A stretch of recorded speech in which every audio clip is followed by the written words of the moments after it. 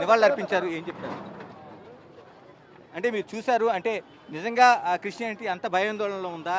ఎందుకంటే అందరూ భయాందోళన వ్యక్తం చేస్తున్నారు, రక్షణ కావాలని అడుగుతున్నారు. ఏం చెప్తారు? మీ మౌనమే సమాధానంగా అంటే ఏం భరోసా ఇస్తారు? ఎందుకంటే మిమ్మల్ని నమ్ముకుని చాలామంది కమ్యూనిటీ అంతా ఉంది, ఎదురు చూస్తున్నారు, మీరు ఏం మాట్లాడతారని చూస్తున్నారు. మనుషులను నమ్మడం కంటే దేవుడు నమ్మడం చాలా ఉత్తమమా. దేవుడు సాయం చేస్తాడు, న్యాయం జరుగుతుంది. దేవుడు అన్యాయస్తుడు కాదు, న్యాయం జరుగుతుంది. వద్దులేమ్మా ఇక్కడ మీడియాలో, ఎందుకంటే నాకు కనిపించాలని కాబట్టి. అంటే మీరు మీ మాటలకి చాలా పెద్ద ఎత్తున భరోసా ఉంది, ఒక ఆందోళన చెందుతున్నారు, మీరు చూస్తున్నారు ఎక్కడికక్కడ వాళ్ళు వీ వాంట్ జస్టిస్ అని నినాదం చేస్తున్నారు. బ్రదర్ అనిల్గా మీరు కోట్లాది మందిని ప్రభావితం చేసిన వ్యక్తి, మీ మాటకి చాలా విలువ ఉంటుంది. ఏం చెప్తారు మీరు?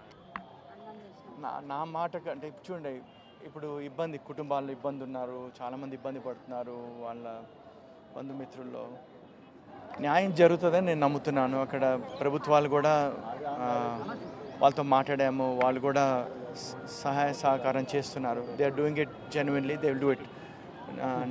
సత్యమైతే నిజమైతే బయటికి వస్తుంది, ఇలా జరగకూడదు. దానికి చాలా బాధాకరంగా ఉంది. ఎలాంటి అనుమానాలు ఉన్నాయి? ఎందుకంటే షర్మిల కూడా ఇప్పటికే అనేక అనుమానాలు వ్యక్తం చేస్తున్నారు, సమగ్ర విచారణ జరగాలని డిమాండ్ చేస్తున్నారు. జరుగుతుంది, విచారణ జరుగుతుంది. We did everything. Thank you. Media also need to support for the truth to come out. Thank you for the media. ఇది మనకి బ్రదర్ అనిలు స్పష్టంగా చెప్తున్నది. అంటే ఎక్కడైనా న్యాయం గెలుస్తుంది, ఆ న్యాయం వచ్చే వరకు ఎదురు చూడాలి.